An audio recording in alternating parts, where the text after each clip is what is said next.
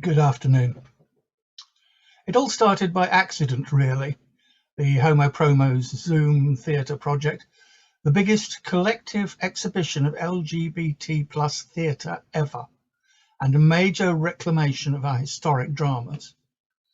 It began coming together on March the 29th, 2020. It ended up 68 performances and over 50 plays later on July the 29th, 2021. Let me introduce myself. I'm Peter Scott Presland, and I founded Homo Promos in 1987 in response to the vile rhetoric of Section 28 about local authorities being forbidden promotion of homosexuality as a, quote, pretended family relationship.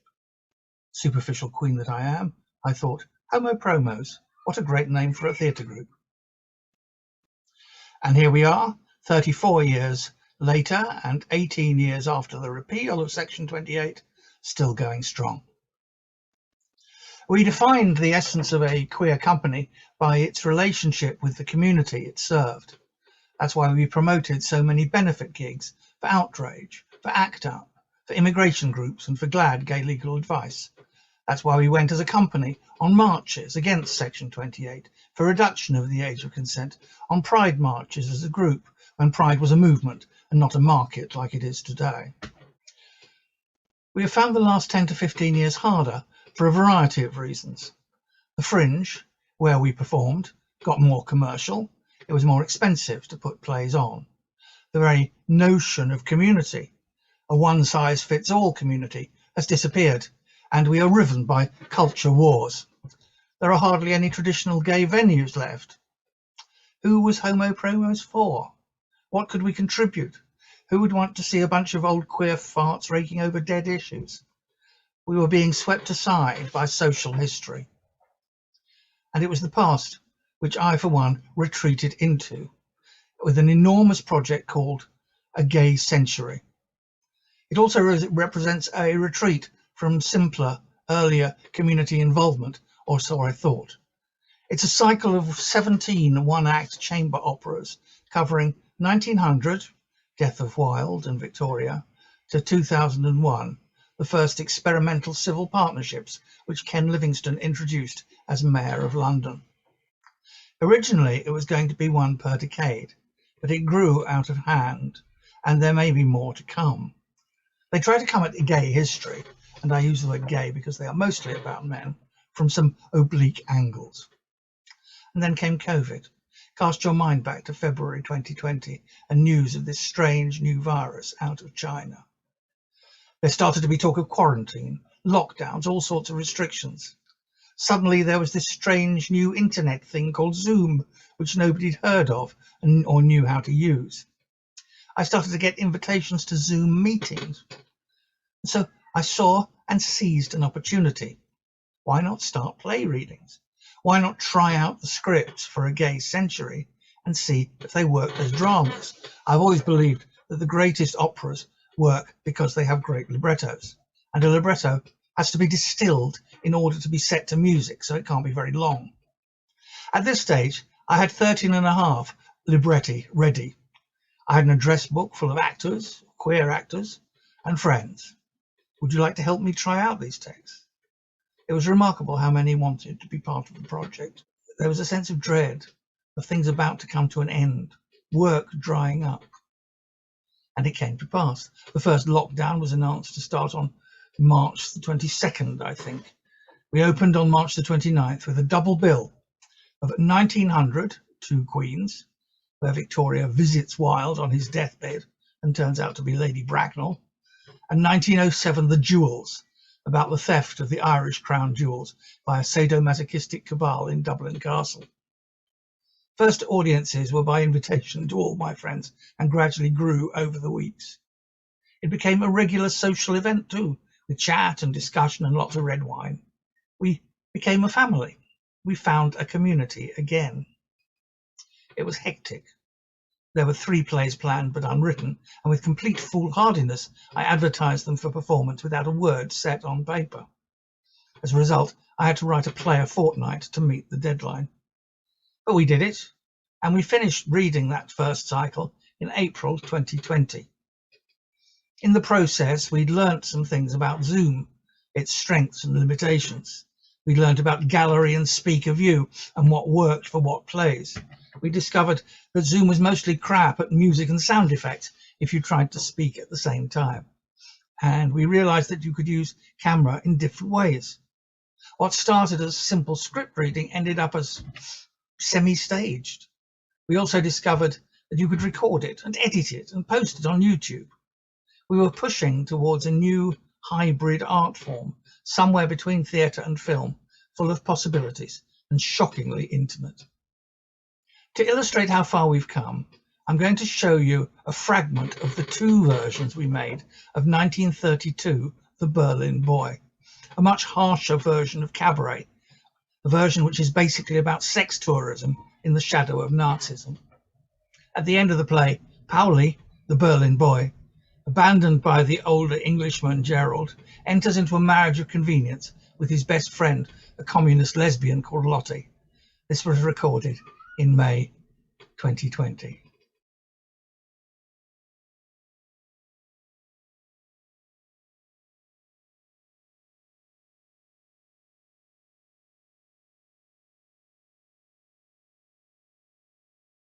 What would you do?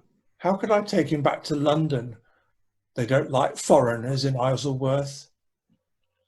Besides, I think my wife might object.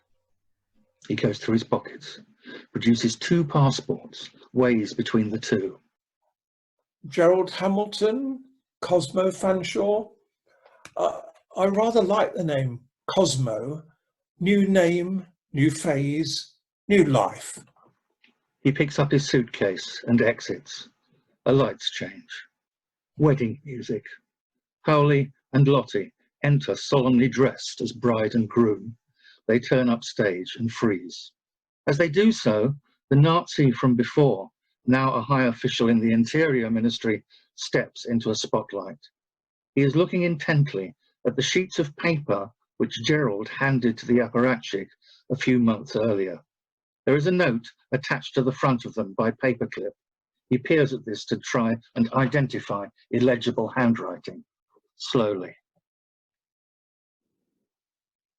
Pauli Gaston. He produces a notebook and writes the name in it. Pauli Gaston. He looks at the paper again, decisive, brutal. Pauli Gaston. He takes the paper and crushes it in his hand. The music swells discordantly, a herald of what's to come. Adolf Hitler's first speech as Chancellor in the Reichstag in February 1933 rises slowly to full volume. Snap blackout. The end. And now for comparison, here's the version that we made in May 2021.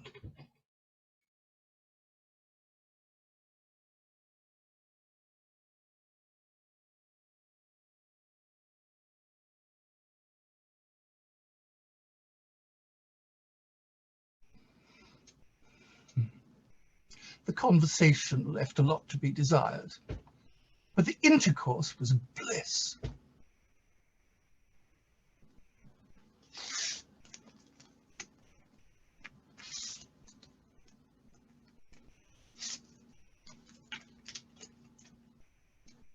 Well, what would you do? How could I take him back to London? They don't like foreigners in Isleworth. Besides, I think my wife might object.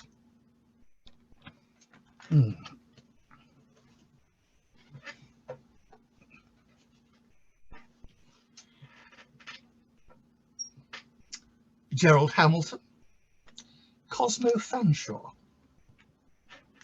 I rather like the name Cosmo. New name, new face, new phase, new life. He picks up his suitcase and exits. The lights change. Wedding music.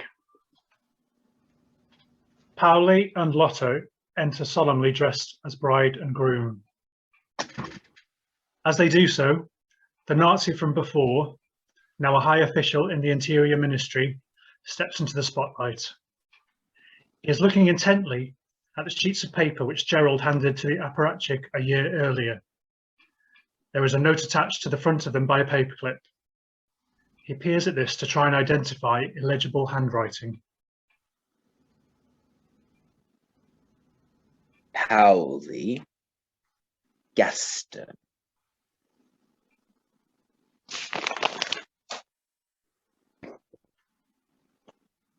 Pauli Gaston.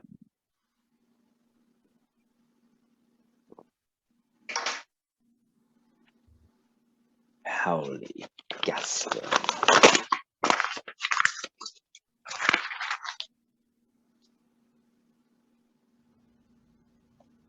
Des Volkes und damit aber die Schwächung des gesamten Volkes, damit die Verelendung dieses Volkes und damit den Verrat gerade am Werk Abwehr auf einer Ebene.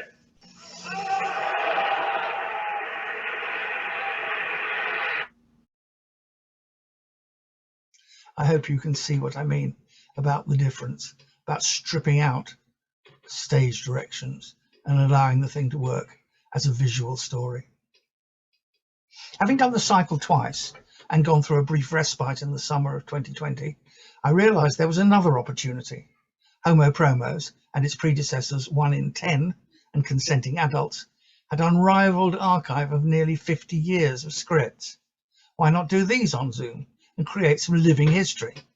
As many of the plays were full length, these were rather more demanding on audiences. But they held up, their attention held up, and the audiences grew. We could also perform scripts which had lain at bottom drawers unproduced for decades.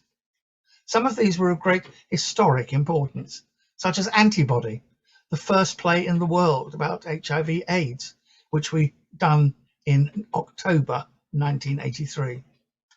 This was when there were 28 cases in the United Kingdom, and the average life expectancy after diagnosis was less than 2 years.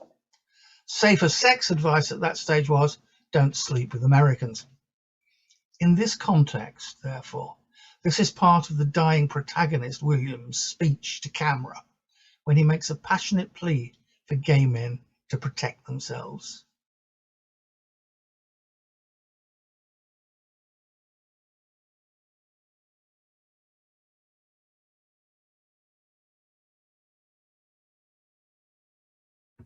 Think twice about whether you want to continue to cruise the heath or go to the subway or sex parties or get your rocks off in cottages.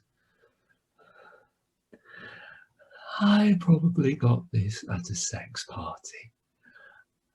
I'm not proud of that, but I don't think everyone should go out and buy a chastity belt either. Sex is the greatest, right? But if I'd known what was going to happen to me, I would have run like hell in the other direction on the night I was invited to that party.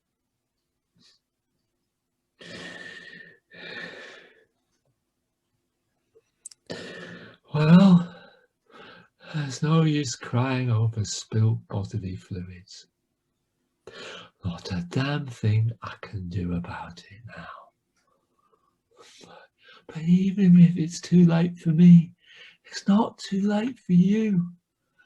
I suppose I must have some kind of Messiah complex, but I would like to think that some of you who see this will pay attention and maybe save yourself from what I have been going through. Look at me. Yeah. Take a good, long, hard look. Do you want to look like this? I'm 31 years old, but you'd never know it. I have a lot of friends, gay and straight, and I'm close to my family. don't want to die, and they don't want me to, and I have this cute doctor called Helbing who's doing his best, but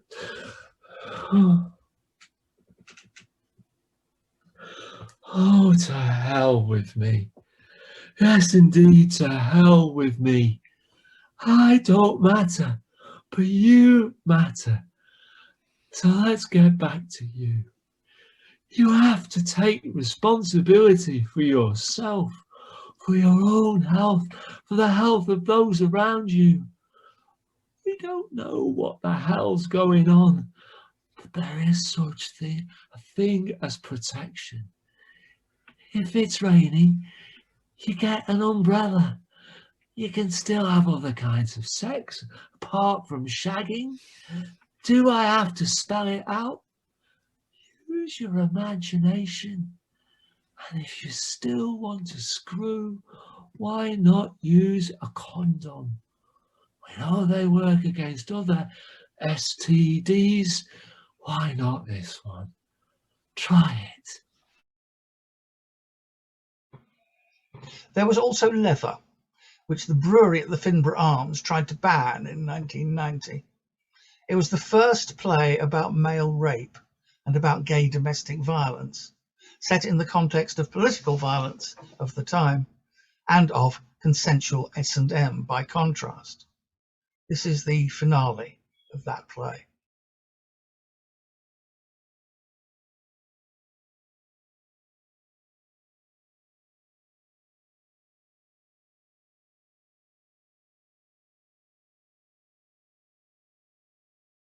This is what you want, is it? Okay, we'll give you what you want. Nobody tells me I've wasted 9 months of my life. Least of all you, Sonny Jim. I got raped for you, you little shit! I'm letting you screw me. I wanted you to screw me. Oh yes, don't get me wrong. I love taking you. Love feeling you inside me. But oh, I longed to do the same for you. Kept hoping, waiting for the day. But you can now. So, I never turned you on like Terry turns you on, hey?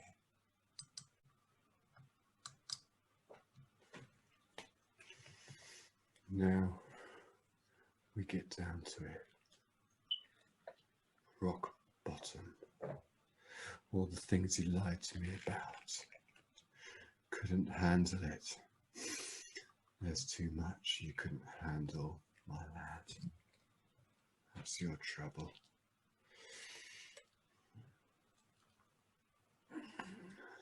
Sorry, it's not as tight as you might like, but I haven't had the practice you've had. Have to do that, won't it? And tie off.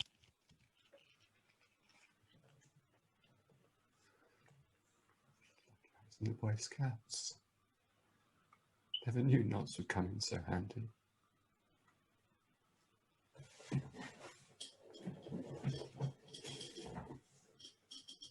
Come on. Wake up.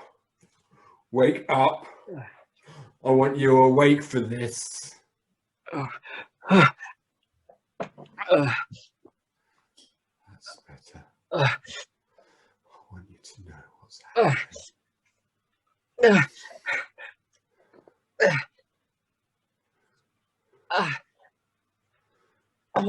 What are you doing?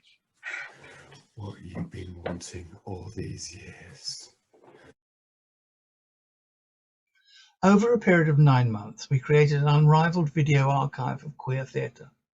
We also raised money to pay those actors who needed it for their performances.